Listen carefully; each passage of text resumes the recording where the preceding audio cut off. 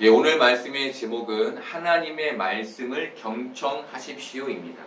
우리는 지난주에 생명의 떡이신 예수님을 먹어 체화시켜야 한다는 내용으로 말씀을 보았습니다.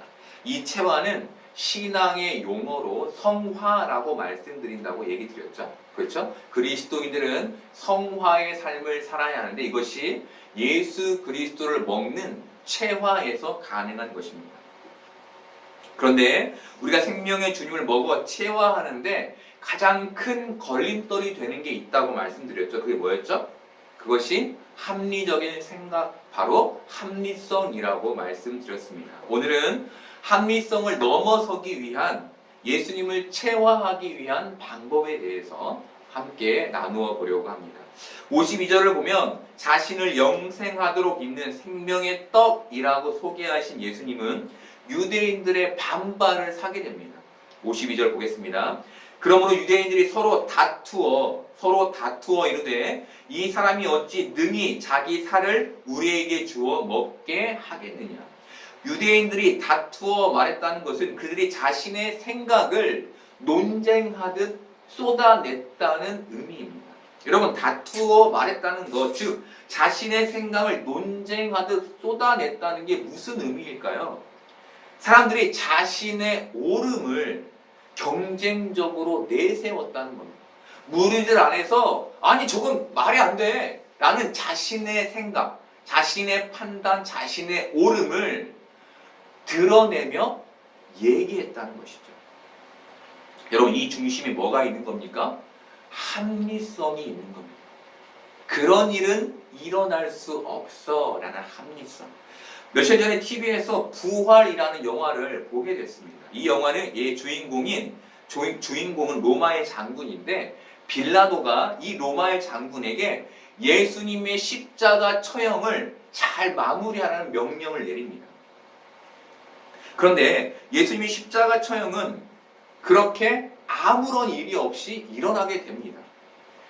그런데 며칠 후 돌무덤에 들어가신 예수님의 시체가 없어지는 사건이 발생하게 되며 이 로마 장군이 위기에 처하게 됩니다. 로마 장군은 이 위기를 극복하기 위해 분명히 예수님은 십자가에서 죽었으니 히브리인들, 그 당시에 유대인들의 무덤을 다 파보면 거기에 예수가 있을 것이라고 짐작합니다. 그리고 그때부터 수십 구의 시체를 다 파냅니다. 그런데 발견하지 못하게 되죠. 그리고 나서 들린 소문이 예수께서 살아나셨다는 소문입니다. 그는 그 소문을 듣고 그 살아나신 예수를 쫓기 시작합니다. 긴가민가 하는 거죠. 제자들이 거짓으로 예수님을 살아났다고 소문을 내며 다닌다라고 의심하며 그 예수님을 찾습니다. 그런데 그 제자들과 함께 계신 예수님을 만나게 되고 그는 그의 그 의심을 거두어 드리고 예수님을 믿게 됩니다. 여러분, 죽은 사람이 살아났다는 얘기는 사람들에게 합리적 의심을 하게 만듭니다. 그런 일은 일어나지 않기 때문이죠. 영화는 제자들 역시 주님이 다시 살아나셔서 주님을 만나기 전까지 그들이 주님의 살아내심을 의심했다라고 표현합니다. 그들 역시 살아나신 예수님을 볼 때까지 죽음에서 부활을 전혀 생각하지 못했다는 것이죠.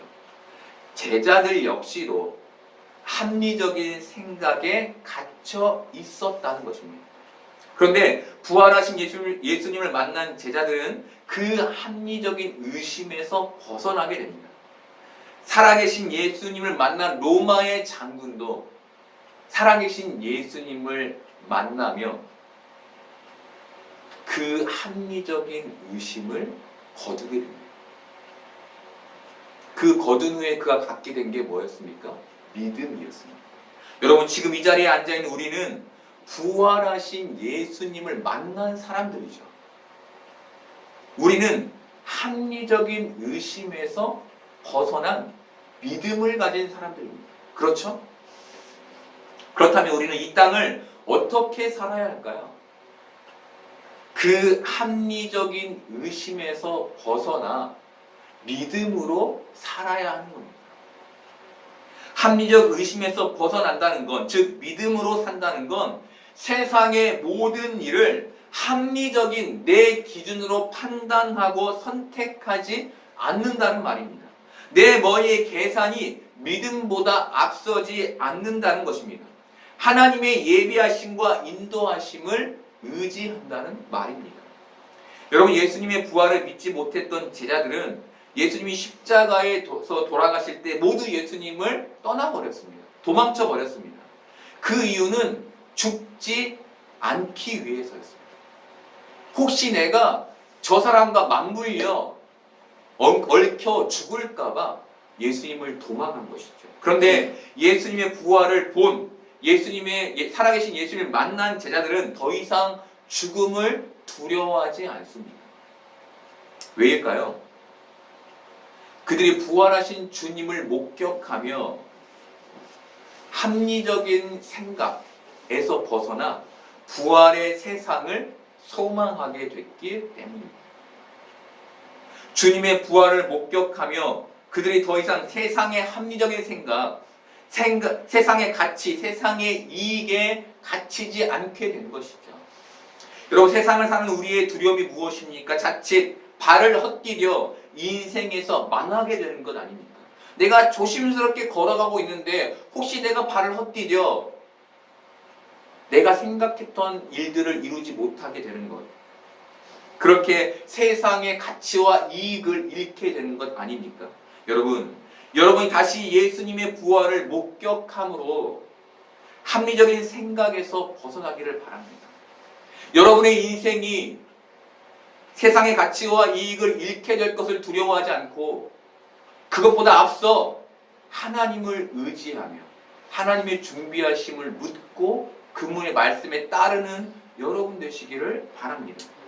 그렇게 신앙의 가치를 세상의 가치에서 신앙의 가치로 옮겨내는 여러분들 되기를 바랍니다. 예수님은 무리들에게 자신이 영생을 주는 생명의 떡임을 말씀하셨습니다. 그런데 세상의 합리적인 생각에 갇혀있던 그 무리들은 그 말에 앞다투어 반대했습니다.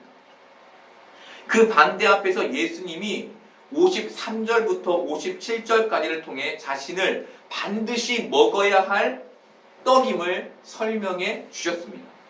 예수께서 이르시되 내가 진실로 진실로 너희에게 이르노니 인자의 살을 먹지 아니하고 인자의 피를 마시지 아니하면 너희 속에 생명이 없느니라.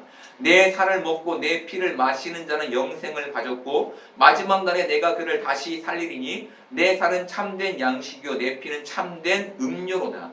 내 살을 먹고 내 피를 마시는 자는 내 안에 거하고 나도 그의 안에 거하나니 살아계신 아버지께서 나를 보내심에 내가 아버지로 말미암아 사는 것 같이 나를 먹는 그 사람도 나로 말미암아 살리라. 예수님이 무엇을 계속해서 말씀하십니까? 나를 먹고 나를 마시라는 것이죠. 내 살을 먹고 내 피를 마신다는 것은 예수님을 체화하는 것을 말합니다.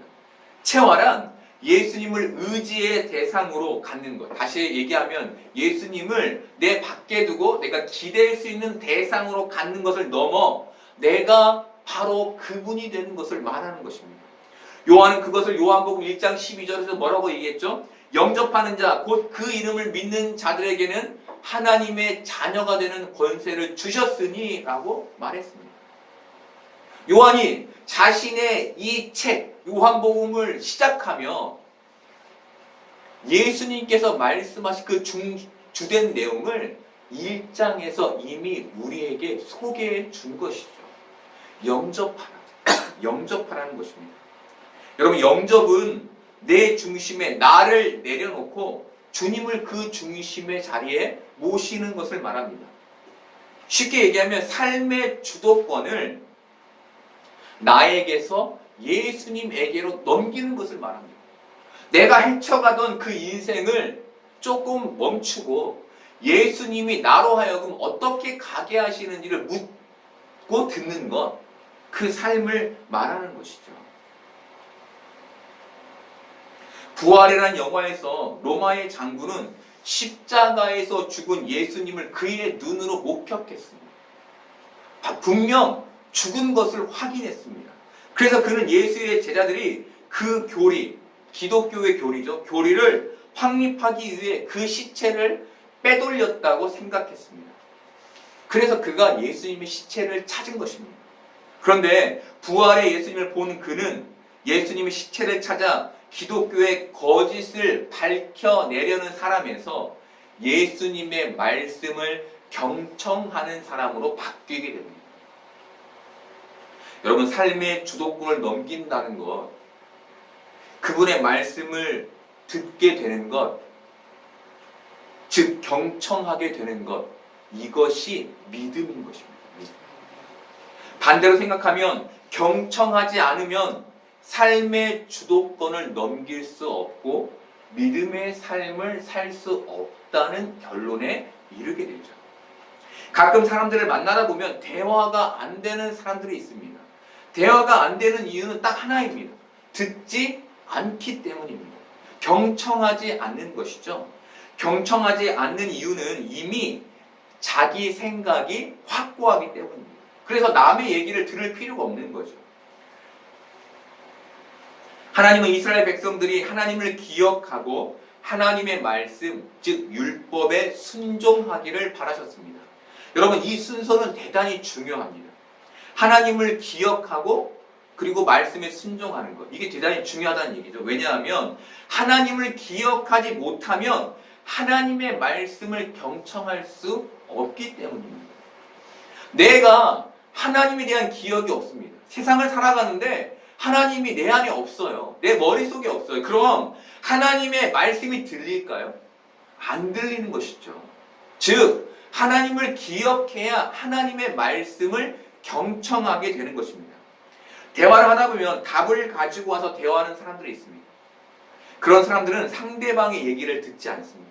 왜냐하면 이미 그 답이 마음에 있기 때문입니다. 마찬가지로 우리의 생각이 하나님보다 앞서면, 우리가 답을 가지고 하나님께 그렇게 나아가면 우리는 하나님의 말씀을 들을 수 없는 겁니다. 여러분, 공립에 빠지지 않고 나오고 기도회에서 수시간을 기도하지만 하나님의 말씀과 동떨어진 삶을 사는 사람들이 있습니다. 놀랍죠? 왜 그렇게 사는 걸까요? 이미 자신의 머릿속에 하나님보다 앞서 자신의 생각을 가지고 있기 때문입니다. 그래서 수시간을 기도하지만 내 마음이 변하지 않는 겁니다. 그래서 교회를 떠날 때는 자기 생각대로 다시 사는 것이죠. 물론 그런 사람들은 자신의 생각을 변화시켜달라고 하는 게 기도하지 않습니다. 그들의 대부분의 기도는 간구의 기도이죠. 하나님, 저 이거 필요하니까 이거 주세요. 여러분, 1990년대 후반에 한국 기독교회는 찬양의 시대가 왔습니다. 그리고 2000년도 초반에는 말씀의 시대가 한국에 찾아왔습니다. 그 시대에 한국 교회는 엄청난 대부흥을 이루었습니다. 그런데 현재 한국 교회는 쇠락의 시기를 걷고 있습니다. 왜 쇠락의 시기를 걷게 된 걸까요? 한국 교회가. 이유는 하나입니다. 사람들이 하나님의 말씀을 듣지 않는 것입니다. 왜 듣지 않게 된 걸까요? 물질 만능주의와 합리주의라는 시대의 조류가 교인들의 신앙에 잠식해 들어왔기 때문입니다.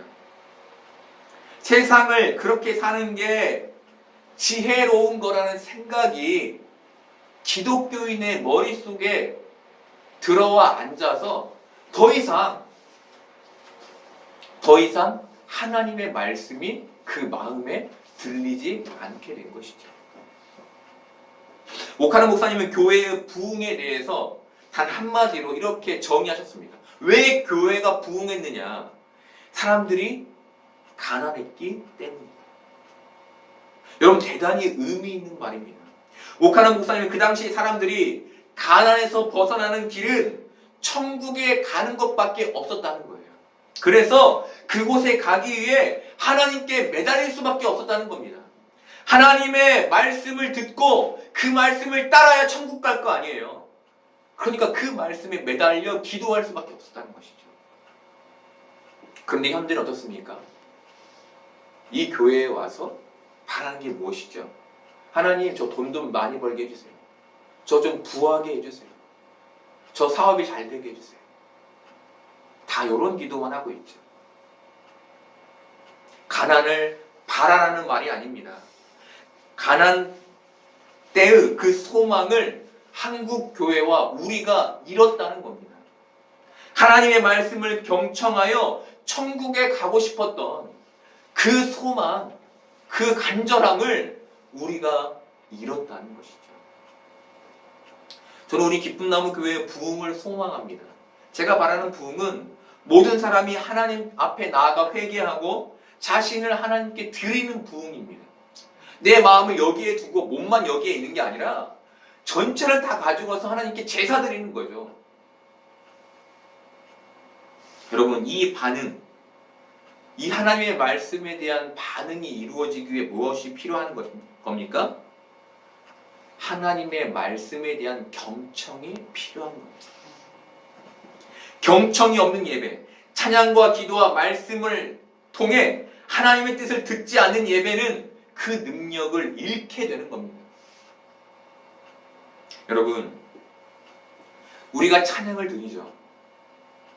찬양을 드리는데 드리면 들어야 합니다. 기도도 드리죠. 드리면 들어야 합니다. 말씀은 듣습니다. 그러면 여기에서 하나님의 말씀을 들어야 하는 거예요. 이것이 내 귀를 통해 흘러나가는 것이 아니라 내 마음에 안착하는 것, 이걸 경청이라고 하죠. 그렇죠? 경청해야 하는 겁니다. 그렇다면 왜 경청해야 하는 걸까요? 내 안에 하나님의 말씀이 있어야 하나님의 역사가 내 안에서 일어나기 때문입니다. 여러분, 대단히 중요한 얘기죠. 왜 우리의 삶에 이렇게 변화가 없는 겁니까? 하나님의 말씀이 내 안에 있지 않기 때문인 거예요. 그래서 역사하지 못하기 때문인 것입니다. 이사야서를 보면 남유다의 백성들이 우상을 섬겼다는 얘기가 계속해서 기록됩니다. 그들은 단 한 번도 우상을 떠난 적이 없습니다. 왜 그들은 그토록 우상을 떠나지 못하고 섬겼던 걸까요? 부와 돈을 향한 마음이 커서 하나님의 말씀이 그들의 마음에 와닿지 않았기 때문입니다. 그들이 현실에서 하나님의 말씀을 경청할 이유를 찾지 못한 거예요. 왜? 하나님은 부를 주시는 분이 아니거든요. 그들에게 부를 주는 것은 우상이거든요.